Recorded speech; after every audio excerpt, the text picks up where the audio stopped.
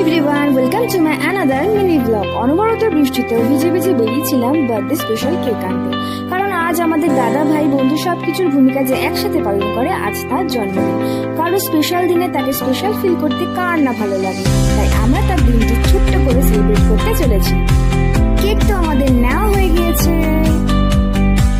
এরপর আমরা যাচ্ছিলাম বাড়িতে, কারণ অনেকেই ওয়েট করছিল এই সেলিব্রেশনের জন্য।